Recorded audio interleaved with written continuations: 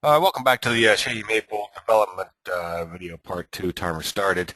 A quick thing on the Mac. With Chief just came out with X6. I don't know what you guys are on, X5 or X4, but they came out with X6. And X6 with X6, you can it runs on a Mac. And so I'm running it on a Mac now, and it was a little bit of a tough transition switching over to a Mac. But now that I switched over to a Mac, I like it better. I think it's whenever you get accustomed to it. I'm accustomed to the Mac now, so I like it better than the PC. The PC used to work fine for me. Yeah. And now it's a little bit, I don't know. Anyway, that's the history behind that. So now we want to create the lots. And so let's just see what I have here. This is a house I was working on. They're going to do an addition on it, you know, crappy little house. So CAD site, I'll show you what I have here. CAD site aerial. I had a CAD site aerial and I have a plat map. I have both of those in here on different layers. And I'm going to show you.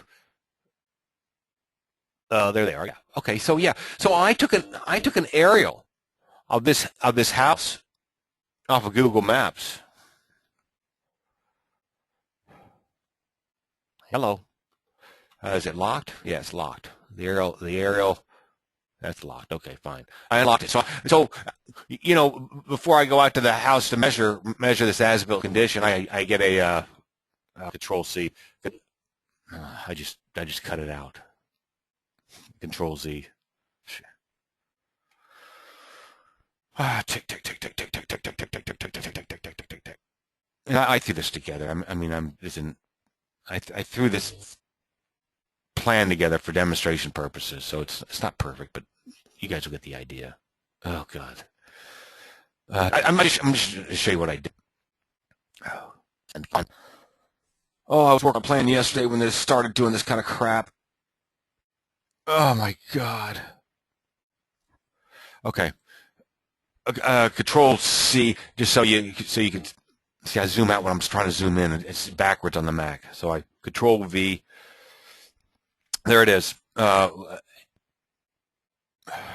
Hello. So if they give you a site to work with, you can get it off of Google Maps, and you can probably draw the streets in there. You can probably draw this, and so this is the Google map of the house that we're working on right here. And you kind of overlay and trace it and stuff. And, you know, I did a screenshot of Google Maps and I saved it as a JPEG and then I imported it. And you'll see that up here, I make sure that I import it with a scale. And it comes in so it scales horizontal so I can read it, right? And so I run a tape, MT, I run a tape from here to here. And I find out how long it comes in at a scale at. This is, it's about perfect, 50 foot. This is. I'd already scaled it. But if this was 100 feet long, if this were at 100 feet, you'd know that I'd have to increase it. I'd have to increase the size. If that says 100 feet, help me out. Do I have to shrink it or make it bigger? Think about it. If that says 100 feet. It should say 50, so I have to shrink it. Did I say it backwards? That's early. If this says 100 feet, I've got to shrink the drawing. I've got to shrink the drawing, yeah, because it should be, yeah. If this has 100 feet, I got to shrink it. If this has 25 feet, if my dimension says 25 feet, I got to increase the size of it by twice the size.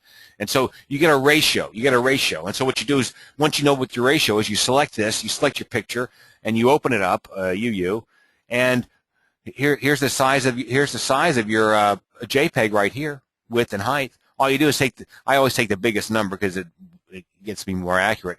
I take this number here, I multiply it by the ratio, and say it's 2-to-1 ratio, so I multiply this by 2-to-1, so this now should read 5412 instead of 2706. It should be 5412.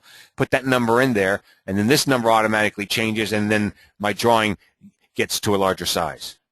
And then I spin it around because I want my house. Look, here's the point.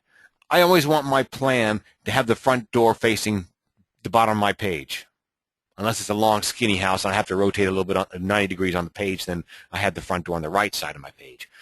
But so the point here is this is how my plan is going to be built.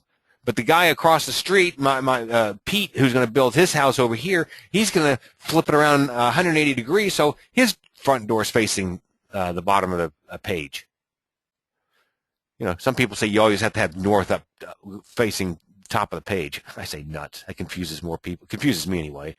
So that's the way I do it. So I think everybody, all you guys should be making your house so the front door faces the bottom of your page. That's what I think. And so this is how you can kind of get the streets and stuff if you want. But this is probably what you guys are going to start with, a plat. A plat. And so, you know, there's an online service that I can get to that I type in the assessor parcel number or the address or something, and it comes up with a big, like a subdivision map.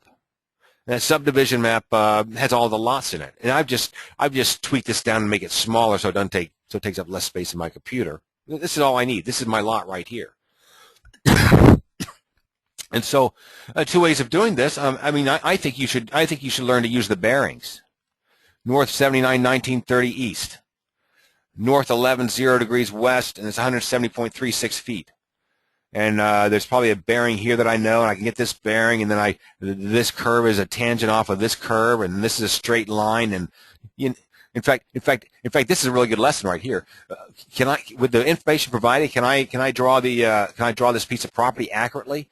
I know where this line is, 75.4 feet long. I know the bearing of it. I know this line for sure, and I know this line here. And I know this curve is a 25-foot radius, and I know the length of it, so using a little bit of math, I can figure out what the delta is for the change in the angle, so I can get this curve. That's not a problem. Oh, here, right here. I know this line right here. I know what the radius is, and I know what the length is, 61.68 the length, and it's a radius of, if I could read it, I'd tell you what the length is. And again, I can get the change in delta. So I got that curve. And then this curve over here, I know the length of it, and I bet the radius is somewhere on the map somewhere else. So I probably know that radius, and this is probably a straight line that has a bearing. So anyway, I could draw this as accurately as possible. But if you want to get sloppy or you don't have enough information, WA, you could just trace this. Trace this over to here. Over to here. Over to here. Over to here, over to here. This is the down and dirty way, okay? And then over to there. With any luck, I just got it closed. There. Is it closed? Yep, it's closed. And I know this is a little bit of a curve right here, so I just curve it a little bit like this, right? I would allow this thing to have a line weight of let's turn on my line weights. They're on. Let's just make it so you guys can really see it. I'm gonna change the line weight to 300 for right now. There. Now you guys can see it better. So now you're just curving this stuff and like this, and I got to curve it a little bit. Where's my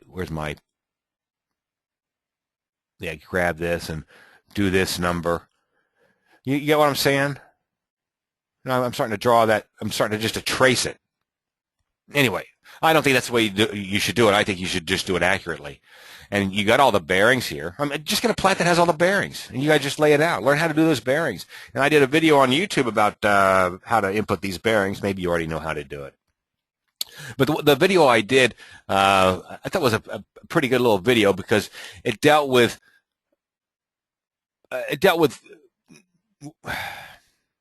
just watch it if you want to do it. It dealt with making some assumptions, and that is. Like you know this curve is going to come off of this curve at a tangent, and this curve right here is going to come off of the other curve at a tangent. So the point is, timer up again. So the point is, what is the point? Oh, oh, this isn't the curve right here. This is a straight line.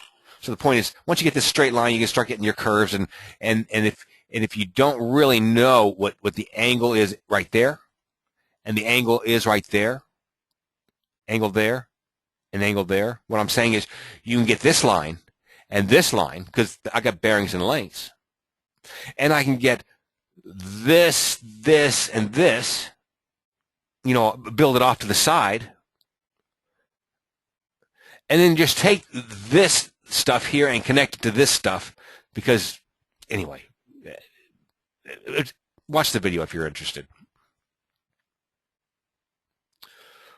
So I think that sort of sums it up, and so I think, hey, I'll just do one more. I'll do one more. Yeah, this site, I think everybody should do, have one person do the overall site, and build all the lots, and build all the streets, and then share it with your buddies, and let them put their house on. I'll do another one. This is the end of part 2.